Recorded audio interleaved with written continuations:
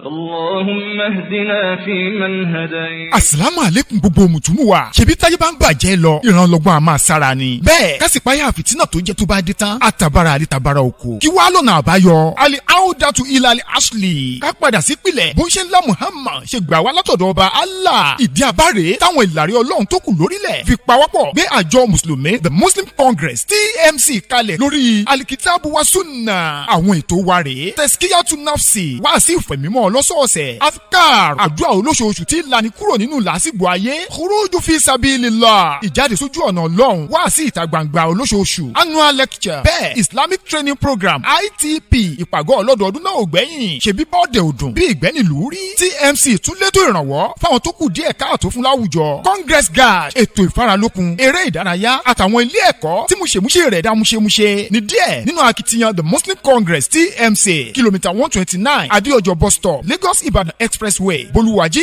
Ìbàdàn. Lolú ilé ẹgbẹ́ TMC wà nípínlẹ̀ Ọ̀yọ́. Telephone 07087188288 tàbí 08056169531. TMC Intansurullah Yansurukum. Alhamdulillahi wa kafa.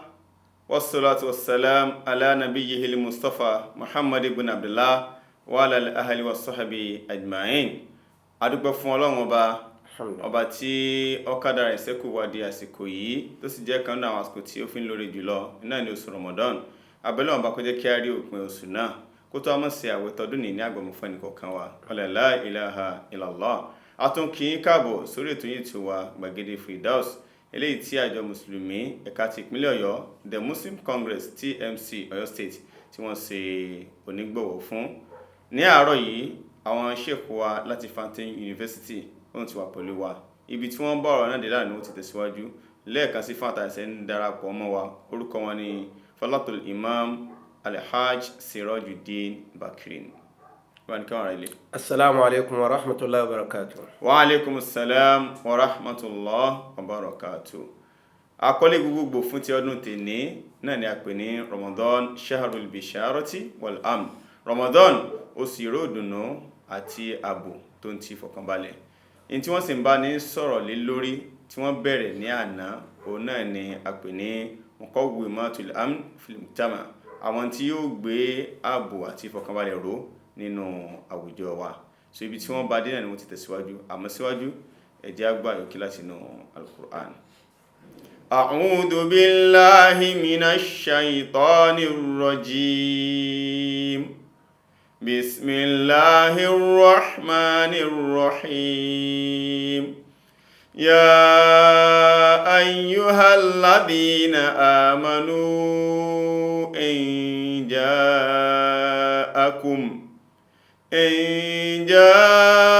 جاءكم فاسق بنبأ فتبينوا أن تصيبوا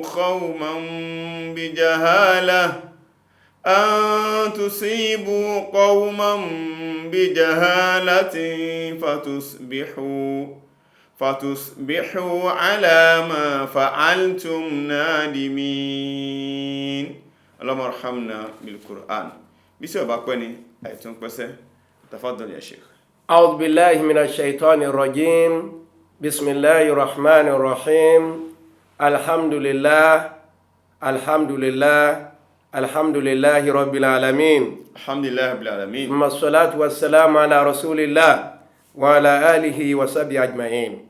Adá ọpẹ́ ní ọ̀dọ̀ Ọlọ́run. Alhamdulillah. Atọrọ ìkẹ́ àti ìgẹ̀ fún aṣíwájú Ànábì wa Muhammad. Sallallahu kí Ọlọ́run lára àti ọ̀rọ̀ àjẹjẹ tán rẹ̀ kí ó máa bá gbé. Àmín. Àtòun àti àwọn aráalé rẹ̀ àti àwọn sọ̀hábà rẹ̀. Àmín. Àgbẹ̀ Mùsùlùmí ti di ọjọ́ ìkẹyìn. Àmín. Ní àná ibi tá a dúró sí òun náà ni àwọn gbòǹgbò tó gbé àlàáfíà dúró àti ìfọ̀kànbalẹ̀ nínú àwùjọ.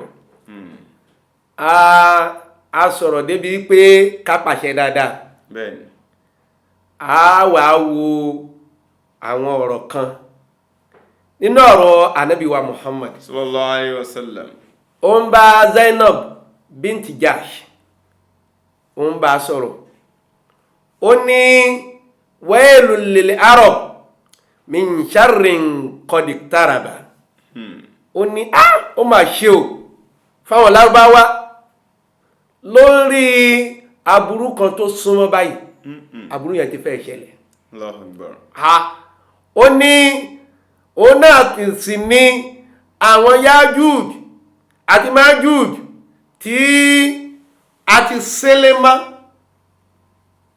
òjé tá a fi dí yóò bẹ̀rẹ̀ sí ní yọ àwọn tá a ti dí mọ́bì kan wọ́n máa jáde.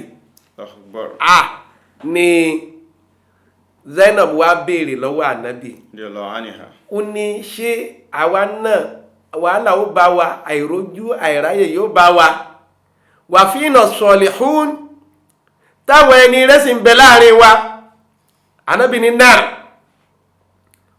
náà ìdá kásùrọ̀ lè khabath tí bàjẹ́ taburú tó bá pọ̀ táwọn ẹni rẹ̀ ń wòran ó ní wàhálà ó ṣẹlẹ̀ o ànábì wa ní látara eléyìí ẹ máa pàṣẹ dáadáa ẹ máa kọ̀ wà bàjẹ́ ó nítorí pé tẹ́ ẹ bá ṣe bẹ́ẹ̀ yushiku an yusallitallahu alaykum àdáàbà ó nítorí pé tẹ́ ẹ̀ bá ti pàṣẹ dáadáa kẹ́kọ̀ọ́ wà bàjẹ́ ìyà yóò dé wàhálà yóò dé fatad'unahu fala tastajibu lahu.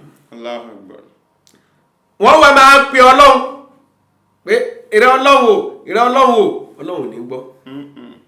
sọlú jẹ́ pé nínú àwùjọ Islam àwùjọ táwọn èèyàn ti mọ ọlọ́run a máa ṣe wáàsí fún wọn àwùjọ tí wọ́n ti mọ Ọlọ́run a máa ṣe wáàsí fún wọn torí pé àwọn tí wọ́n ti mọ Ọlọ́run yẹn wọn ò ní gbàgbéra àwọn tí wọ́n ti mọ Ọlọ́run wọ́n máa yí padà díẹ̀ títí tí nǹkan tí ó fi yàtọ̀ eléyìí nínú àwọn nǹkan tí máa ń jẹ́ kí àwùjọ lálàáfíà àgàgà àwùjọ Islam ìnìyẹn torí pé a máa pera wa sí àkíyèsí ẹ sì ní níjọ́ náà lọ́hùn tó jẹ́ pé táwọn èèyàn bá ń ṣe tó kù dẹ́ káàtó láwùjọ nínú agboolé wọn a máa jìjọ pọwọ́pọ̀ bá ọmọ yẹn wí yóò yí padà ṣùgbọ́n lẹ́ni oníkálukú kókó jambele ni ń ló bá débi tí adé yìí.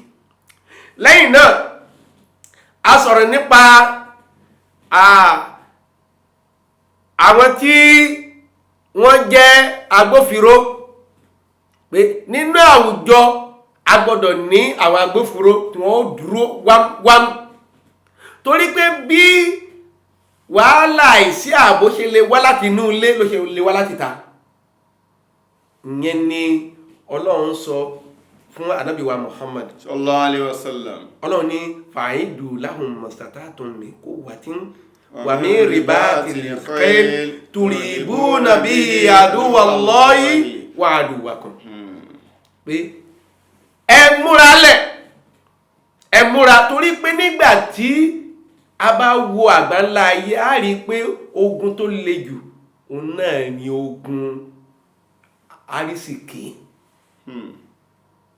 tí wọ́n pè ní ẹkọ́nọ́mì àwọn tó wá kó wa lẹ́rú ní Nàìjíríà in tó kó wọn wá rè in tó gbé wọn wá rè àwọn tó lọ bò míì in tó gbé wọn lọ́nu pé torí pé ìlú tó bá lágbára yóò fẹ́ jẹ ìlú kékeré mọ́ ara ẹ̀ nígbà tí a bá ní ọmọ ogun tí wọ́n kátó tí wọ́n ní nǹkan ìjà wọ́n ò lè dáàbò bo ìlú ló jẹ́ pé nínú àwọn ìjọba alágbára láyé wọ́n máa ń náwó gidi sí ètò ààbò látara pé kí ìlú lè wà ní àlàáfíà nínú ẹ̀ òun náà ni àtàkáfùl alìtìmáì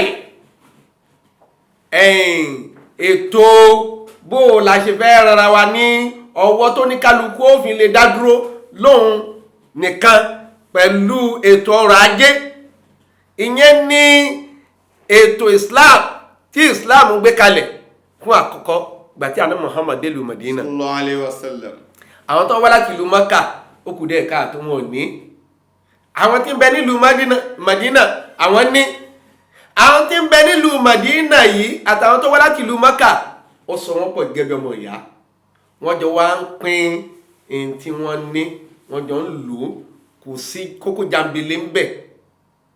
Ẹni tí ò ní àtẹni tó ní ó sọ pọ̀, wọ́n jọ ń lo in tí wọ́n níyẹn. Ọlọ́run wá ròyìn wọn nínú Al-Qur'an nínú Suratul Hashr kọ́ yẹn. Ọlọ́run bá ní walladhina tabawwa'u ad-dara wal-imana min qablihim. Àwọn tí ìgbàgbọ́ ó ti sodo sínú inú ọkàn wọn, tí wọ́n jẹ́ ará ilé, tí wọ́n gba àwọn ará ìlú Mákà lálejò. yuhibbuna man hajara ilayhim. Wọ́n nífẹ̀ẹ́ sí àwọn tí wọ́n wá ṣe ìrìn àjò bá wọn. wala yajiduna fi sudurihim hajatan mimma utu. Kódà ńgbà tí Ànábì bẹ̀rẹ̀ sí ní pín nǹkan, wọn ò jẹ̀rán pé in tí Ànábì fún àwọn ará ìlú Mákà yìí kó jẹ́ tiwọn. wa yu'thiruna ala anfusihim walau kana bihim khasasa. Wọ́n gbé ọlá fún àwọn ọmọ ìyá wọn lórí ara wọn, bó tilẹ̀ jẹ́ pé àwọn náà ò ní tó. wa man yuqa shuhha nafsihi fa ulaika humul muflihun. Gbogbo ẹnikẹ́ni tọ́lọ́run bá kádàrá pé kó ní ìkápá ojú kòkòrò ẹ̀mí rẹ̀, kó kápá ojú kòkòrò ẹ̀mí rẹ̀, Ọlọ́run bá ní fa ulaika humul muflihun, àwọn ni ẹni tí ó jèrè. tó ló jẹ́ pé nínú àwùjọ tó bá ti jẹ́ pé ojú kòkòrò ń bẹ ń bẹ àbí ìmọ̀tara ẹni nìkan ń bẹ ń bẹ kò ní sáàbò, torí pé oníkálukú máa jà ìjàdù pé kó jẹ́ tèmi kó jẹ́ tèmi kó jẹ́ tèmi, in tó jẹ́ ẹ̀tọ́ ẹlẹ́tọ̀ọ́ yóò gbà mọ́ ti tiẹ̀, tó bá sì ti gbà á kò ní sáàbò. tó ló jẹ́ pé àwùjọ Islam ó gbé kalẹ̀ àtàkáfúl alìtìmáì. tá a bá lọ wo ọ̀rọ̀ zaka àti ipò tí zaka kó nínú ìgbésí ayé ọmọnìyàn, a rí pé àwọn èèyàn mẹ́jọ ọ̀tọ̀ọ̀tọ̀ ní zaka ní kí a fún ní owó. nígbàtí ànábì ń sọ, ànábì ní tukhadhu min aghniyahim wa turaddu ila fuqara'ihim, ó ní a gba zaka lọ́wọ́ àwọn olówó, a pín fún àwọn tí ó jẹ́ ó kù díẹ̀ káàtó, àwọn tálákà. nígbàtí tálákà bá ń rí jẹ tó ń rí mu, kò ní dènà de olówó pé ẹja kidnap ẹ̀, tàbá kidnap ẹ̀ ó ní etí àgbà lọ́wọ́ rẹ̀, ìyẹn ò ní sí. so ló jẹ́ pé ètò zaka Islam gbé kalẹ̀ láti lè jẹ́ kí ìfọ̀kànbalẹ̀ kó wà ní inú ìlú. ẹ̀sìrì Yorùbá ní onípọtumọ́ntù kò ní kí ìlú má jò, torí pé ẹnu kọ́kọ̀ bọ́ sínú ilé kó gbé kó jáde ní. ṣùgbọ́n ẹni tó lọ́mọ tó níyàwó tó ní dúkìá kò ní gbàdúrà kí ló jó, kò ní gbàdúrà kí ìlú ó dàrú. gbogbo àwọn ọmọ gorí mi kí n kọjá torí pé wọn ò ní stake ni, kí mi ti wá ń bẹ̀, wọn ò nípìn ni. Islam jẹ́ kó oníkálukú ó nípìn nínú àwùjọ. tá a bá fẹ́ kí ààbò wà láwùjọ, oníkálukú ó nípìn. Allahu Akbar. ló fà á tí ànábì fi rí ẹnìkan lọ́jọ́ kan, ó wá tọrọ agbe lọ́dọ̀ ànábì. ànábì wá ní ìran tó wá tọrọ agbe yìí, ó wá ṣiṣẹ́ kan, wá lọ sínú ilé, gbogbo tó ní ó yá lọ́ta ràáké bá ràáké dé. ànábì ní orí gbó tí ń bẹ lọ́ọ̀kan yẹn lọ gé igi tí mẹ́bẹ̀, owó igi dé. ànábì ní kó igi yẹn kó lọ tà á, ló bá lọ tà á. nígbà tó kówó dé, ànábì ní dá owó yẹn sí méjì, gbogbo tó tà nù lé yẹn lọ fi ìdá kan ra àwọn kan yẹn padà, ìdá kejì máa fi ṣe ilé ayé. nítorí náà padà sí oko igi tó lọ gégi ní. Allahu Akbar. eléyìí lóore ló jẹ́ pé a gbọ́dọ̀ wáṣẹ́ fáwọn tí ò níṣẹ́. pé Yorùbá ní ọwọ́ tó bá dilẹ̀ ní èṣù ń bẹ̀ níṣẹ́. nínú in tí ó jẹ́ kí àlàáfíà kó wà láwùjọ, òun náà ni kí iṣẹ́ ó wà. kódà àwọn ẹ̀kọ́ tá à ń káwọn ọmọ ní primary, ní secondary, ní university, a gbọ́dọ̀ yí padà. tí ó kò ní pé à ń kọ́ tíọ́rì nìkan yóò kó àti tíọ́rì àti pírátíkà sínú. ìyẹn ní àwọn èèyàn ó fi jáde tí wọ́n ní wípé wọ́n kàn jẹ́ graduate ni wọ́n wà employable torí pé tíọ́rì nìkan ló mọ̀. gbogbo àwọn nǹkan wọ̀nyí inú jẹ́ kí àwùjọ wa kó wà ní àlàáfíà. tá bá fẹ́ wo kí ni àwọn nǹkan tí ó wá jẹ́ wàhálà tí ó ń kọdí àwọn tí ó gbé àlàáfíà dó láwùjọ kágbéyẹ̀wò. àkọ́kọ́ ń bẹ̀ òun náà ni alfasad corruption owó ẹ̀yìn àbẹ̀tẹ́lẹ̀. eléyìí nínú àwọn nǹkan tí kò jẹ́ kí àwọn nǹkan tó gbé àwùjọ dúró yẹn kó rí gbé dúró. agbófinró tó fẹ́ mú èèyàn tó kó bọn afúnlówó ó fi àyè rẹ̀ lẹ̀ ó sì gbà pé ó yá ẹkú ní tẹ́bá fẹ́ kó wọlé ẹkú lé. àwọn tí ń bẹ lẹ́nu lóró wọn ni ẹ má kó rẹ̀ sí wọlé wọ́n fún lówó wọ́n kó rẹ̀ sí wọlé. ṣé àwọn pé gbogbo àwọn nǹkan wọ̀nyí kò ní jẹ́ kí ààbò wà. ìyẹn ló fà á lọ́jọ́ kan àná Muhammad ó rán àwọn kan pé ẹ lọ gba zaka wá. nígbà tí wọ́n lọ gba zaka wọ́n bá dé. nígbà tí wọ́n dé àwọn tí wọ́n lọ gba zaka lọ́wọ́ wọ́n fún wọn ní zaka wọ́n tún wá fún wọn ní ẹ̀bùn. wọ́n ní ẹ gba zaka ẹ̀bùn ti yín rèé pẹ́ wá.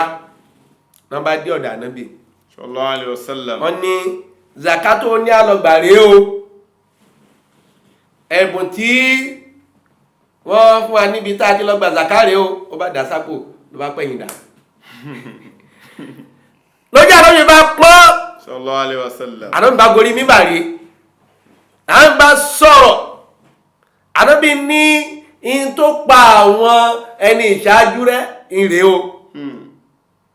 tí ọba ara wọn iṣẹ́ wọn á ní eléyìí lillah wa li rasulihi títọ́ lọ́rùn rí tànábì rí eléyìí títí wá ní. Ànábì ní afala jalisa fi bayti ummihi kí ló dé tí ò jókòó sílé màmá rẹ̀ kó jókòó sílé bàbá rẹ̀ kí ẹ̀bùn yẹn wá bá ń bẹ̀. ẹni pé lè ní àkà bribe kún bribe mọ́ gẹ́gẹ́ bí èèyàn àwùjọ àtìgbà ẹgbẹ́ gift ni lẹ́ẹ̀fì rẹ ni tí ó jẹ́ pé lóṣù kò gbà ju 100,000 tí ó sì kọ́lé millions of naira. owó bọ̀bẹ́ ni ibi tí wọ́n bá ti ń gbowó bọ̀bẹ́ àti gbófinró ń bẹ̀ ò ní rọrùn. pé kálàáfíà òjọba ń bẹ̀ kò ní rọrùn. ìkà àkọ́kọ́ nù. ẹlẹ́ẹ̀kejì òun náà ni àsọ̀bíyà ẹlẹ́yàmẹ̀yà èdè ẹlẹ́yàmẹ̀yà ìran ẹlẹ́yàmẹ̀yà ẹ̀sìn nínú àwùjọ tí a ti jẹ́ àti mùsùlùmí àti ẹni tí è ṣe mùsùlùmí. tí ẹlẹ́yàmẹ̀yà bá ti wà a ní yẹn ẹni tó kájú ẹ̀ sípò. ìtawò ni pé ìran wo ló ti wá ẹ̀sìn wo ló ti wá.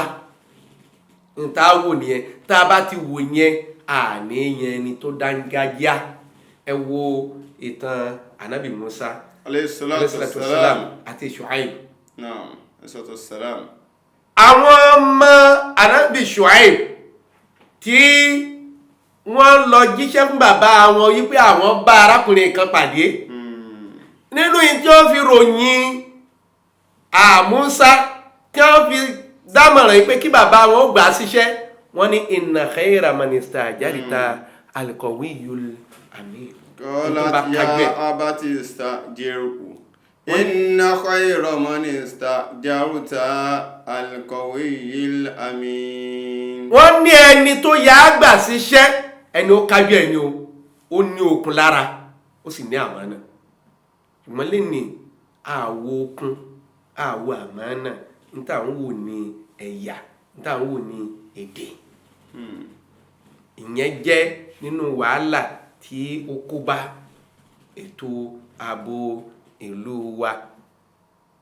ẹ sì rí Ànábì wa Muhammad sallallahu alaihi wasallam nígbà tó ń sọ ó ní laysa minna man dá ila asabiyya kìí ṣara wa ẹni tó bá ń pèpè sí ẹlẹ́yàmẹ̀yà.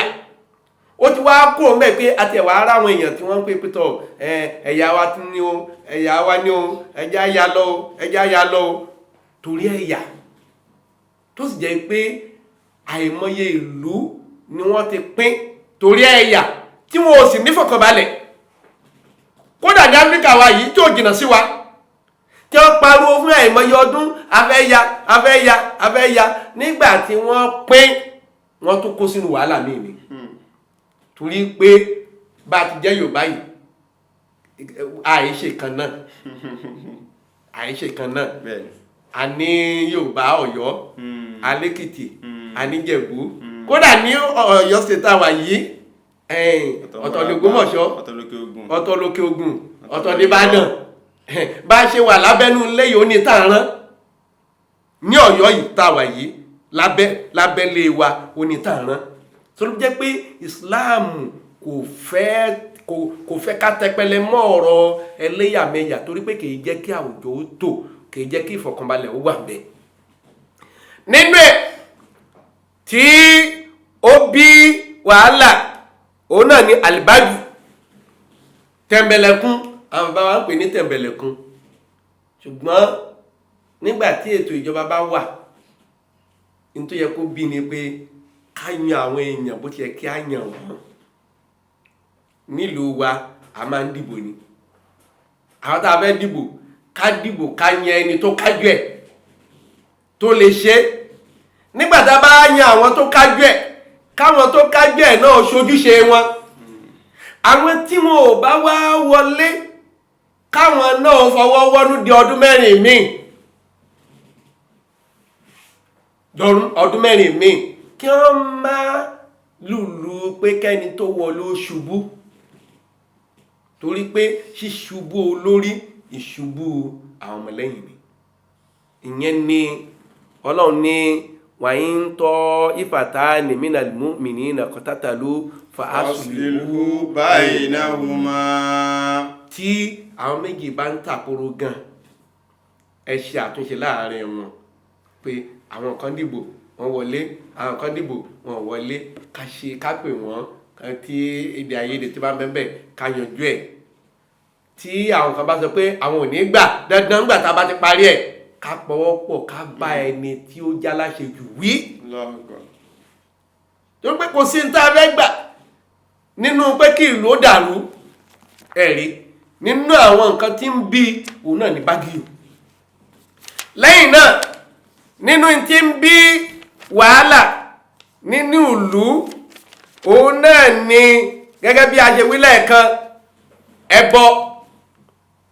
ẹbọ torí pé àwọn tí máa ń ṣẹbọ wọn a máa rúbọ fún ẹbọ wọn àti òòṣà wọn. A fẹ́ sọ ìtàn Nile odò kan ni nílùú Misra kí Islam tó dé. River Nile kí Islam tó dé ọmọbìnrin tí ò mọkùnrin rí ni wọ́n máa ń pa á bọ̀. Ọmọge ni torí pé ìṣe ẹbọ nù wọ́n pa ọmọbìnrin bọ́ ló wá di ayé Umar ni gómìnà tí mẹ́ ń bẹ̀ wá ránṣẹ́ sí Umar pé ìrọ̀ Umar wọ́n máa sọ pé odò yìí wọ́n máa ń pa ọmọge bọ odò yìí ni o tí wọ́n bá ti pa ọmọge bọ́ yóò gbẹ. Mọ̀rùnkẹ́ lẹ́yìn ìgbàgbọ́ kò tún sí pé à ń pààyàn ni Umaru bá ní ó dáa ó bá gbé gègé rẹ̀ ó bá kọ lẹ́tà ó bá fi lẹ́tà ránṣẹ́ sí i. Ó ní ìrẹ́ Nile tó bá ṣe pé agbára rẹ̀ ló fi ń ṣàn má ṣàn mọ́. Ó kọ lẹ́tà ránṣẹ́ sódò. Ṣùgbọ́n tó bá yẹ pé agbára Ọlọ́run ní ń jẹ́ kó máa ṣàn ó sì gbọ́dọ̀ gbẹ láíláí. Allahu Akbar. Wọ́n bá mú lẹ́tà wọ́n bá sọ sínú odò. Látọjọ́ náà ni River Nile ti gbẹ tí èdò ní. Allahu Akbar. Torí pé ètí ìṣù ẹni ló jẹ́ pé Islam fagilé òòṣà àti gbogbo ní tí ó bá fi ara pẹ́. Ní ìparí òun náà ni pé ipa àpọ̀jù àwọn oògùn egbòogi olóró nínú àwùjọ ó nípọn. Nínú ọ̀rọ̀ Ànábì wa Muhammad sallallahu alaihi wasallam ìgbà tí ó kó tán ó ní ummul khaba'ith. Ó ní àwọn nǹkan tí bá ń jẹ́ kí èèyàn ó hún rírà ó lóun ní ìyá àwọn ẹ̀ṣẹ̀. Ẹni tí ó bá mú nǹkan ló lè ṣáàyàn lọ́gbẹ́, ló lè yìnyàn níbọn, kò sí tí ò lè ṣe, ojú rẹ̀ ó ti dá, àánú ó ti kó ń bẹ̀.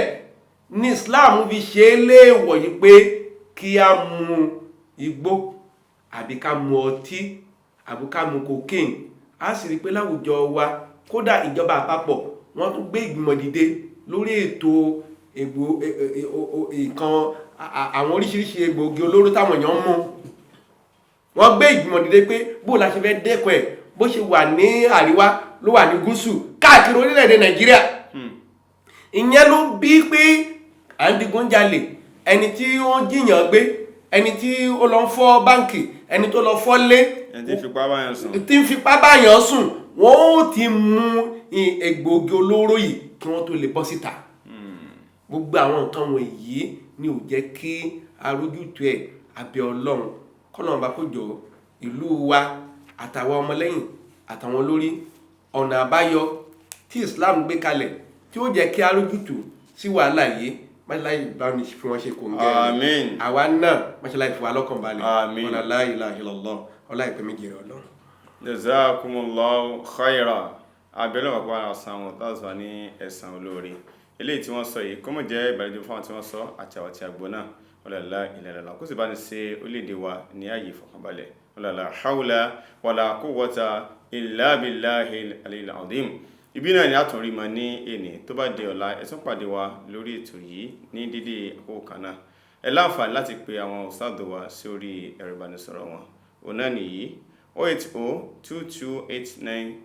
08022894158 lẹ́ẹ̀kan sí 08022894158. Títí ọ̀la tàtún pàdé Abdul Latif Muhammadu Ghazali Abu Muhsin ló ń dágbére fún yín pé ma'as-salamati wa ila al-liqa. اللهم اهدنا فيمن هديت. Asalaamu alaikum gbogbo mùtúmù wa. Ṣebí táyé bá ń bàjẹ́ lọ, ìrànlọ́gbọ́n a máa sára ni. Bẹ́ẹ̀ kásìpáyà fìtínà tó jẹ́ tó bá dé tán, àtàbàrà àlítàbàrà oko. Kí wá lọ́nà àbáyọ? Al-Audatu ila al-Asli. Ká padà sí pilẹ̀. Bó ń ṣe ńlá Muhammad ṣe gbà wá látọ̀dọ̀ ọba Allah. Ìdí abáre táwọn ìlàrí Ọlọ́run tó kù lórílẹ̀ fi pawọ́pọ̀ gbé àjọ Mùsùlùmí The Muslim Congress TMC kalẹ̀ lórí Al-Kitabu wa Sunnah. Àwọn ètò wa rèé. Tazkiyatu nafsi. Wá sí ìfẹ̀mímọ́ lọ́sọ̀ọ̀sẹ̀. Afkar. Àdúrà olóṣooṣù tí lani kúrò nínú làásìgbò ayé. Khuruju fi sabilillah. Ìjáde sójú ọ̀nà Ọlọ́run. Wá sí ìta gbangba olóṣooṣù. Annual lecture. Bẹ́ẹ̀ Islamic Training Program ITP. Ìpàgọ́ ọlọ́dọọdún náà ò gbẹ́yìn. Ṣebí bọ́ọ̀dẹ̀ òdùn. Bí ìgbẹ́nìlú rí. TMC tún létò ìrànwọ́ fáwọn tó kù díẹ̀ káàtó fún láwùjọ. Congress Guard. Ètò ìfaralókun. Eré ìdárayá. Àtàwọn ilé ẹ̀kọ́ tí múṣemúṣe rẹ̀ dá múṣemúṣe. Ní díẹ̀ nínú akitiyan The Muslim Congress TMC. Kìlómítà 129. Adéọjọ́ bus stop. Lagos Ibadan Expressway. Bolúwàjí Ìbàdàn. Lolú ilé ẹgbẹ́ TMC wà nípínlẹ̀ Ọ̀yọ́. Telephone 07087188288 tàbí 08056169531. TMC Intansurullah Yansurukum.